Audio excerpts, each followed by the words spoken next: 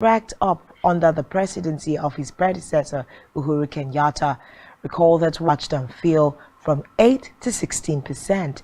Reports say, I beg your pardon, that will go into a fund which will be made to pay for building homes for low-income earners.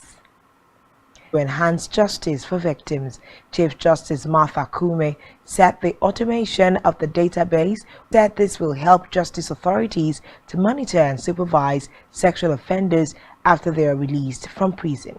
The public can also, upon request, get access to the data. In the meantime, 3 Kenyans have been charged in court for attempting to smuggle ants for export the ant species Mesocelotes without clearance from Kenya Wildlife Service. They denied the charges and were freed on bail. Meanwhile, they urged the court to expedite the case as the lives of the ants that were produced in court. Bio has urged all citizens in the country to keep the peace and continue to respect all public order laws. In an address to the nation recently, President Bio said every person has a stake in maintaining peace during and after the announcement of provincial results released by the Electoral Commission. The final results will be announced within 48 hours from Monday afternoon. On Monday, many schools, offices and shops in Sierra Leone's hotly contested general election, the former mayor of Freetown has echoed opposition allegations that the tallying process is not transparent. So far, around 60% of votes have been counted. Moving away from that, Zimbabwe's old enemy, triple-digit inflation, is back after annual inflation doubled to almost 176% in June. Consumer groups say the average family needs about $1 million Zimbabwe dollars for food alone every month as prices rise almost daily. According to the NGO Action Aid, most people are struck by the crash of the Zimbabwe dollar, which has lost more than 90% of its value since January. The US dollar is also legal tender and most people prefer it, thus causing the local 5 years ago after becoming at 30 Botswana's trade minister and one of the youngest, if not the youngest government ministers in the world. She is now the United Nations Climate Champion Special Advisor for Africa. But in an interview at the top of politics, looking back at her 19 months in the job, she spoke about how she survived the environment. In another development from Sudan, now where the United Nations registered as refugees in South Sudan after fleeing the conflict in Sudan.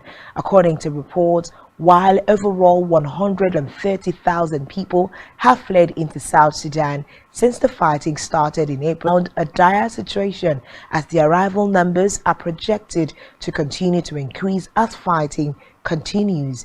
OCHA added that among those arriving include unaccompanied or separated children, the elderly.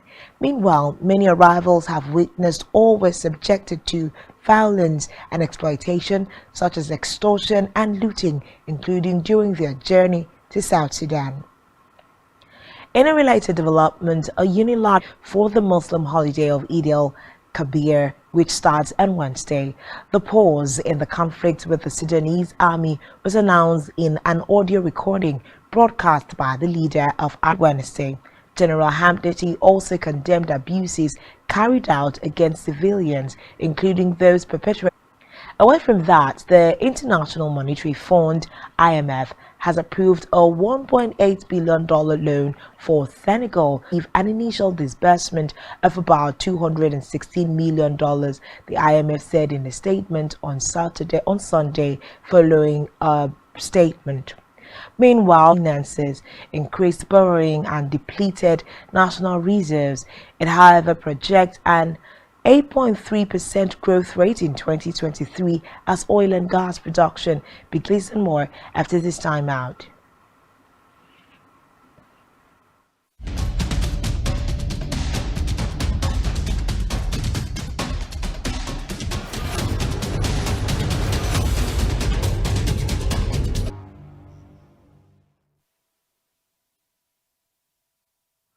Thanks for staying with us. This is Spotlight Africa, stories brought to you on Africa.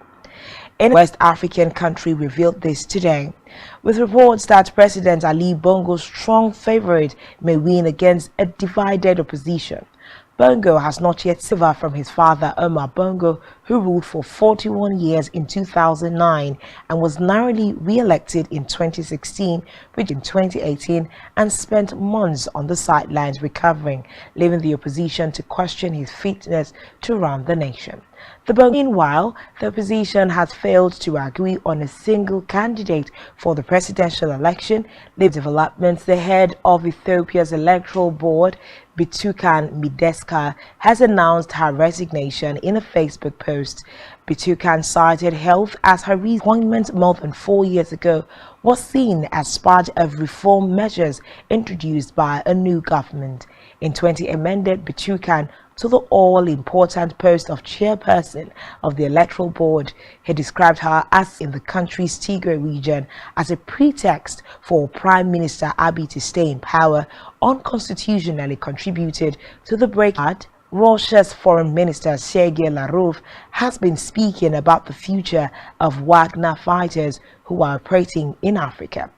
The focus of attention since the weekend's tumultuous event, the mercenary group has a presence in several African countries, including the Central African Republic and Mali, where they have been accused of committing atrocities and war crimes. Meanwhile, there have been questions over the future of those African deployments, which were seen by many as unofficially approved changes in the constitution in the 18 June referendum, with 97%, and then the return to civilian rule. The head of the Electoral Commission, Mustafa Sisi, announced that the turnout among the Jews since August 2020, when President Ibrahim Boubacar Keïta was overthrown. To another development from Worthing, West Sussex is attempting to run 31 miles every day.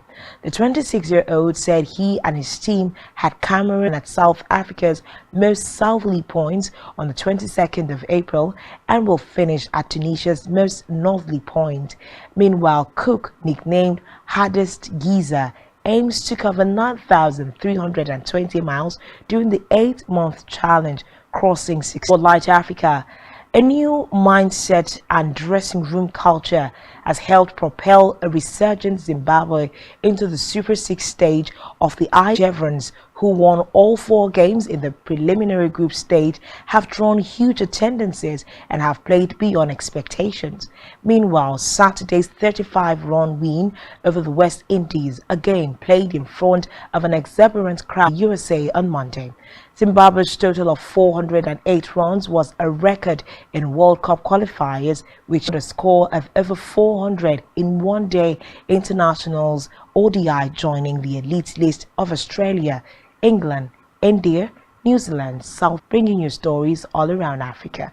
To ensure to follow us on social media, subscribe to our YouTube channel, all of which you can find on our website, spectrumtv.ng.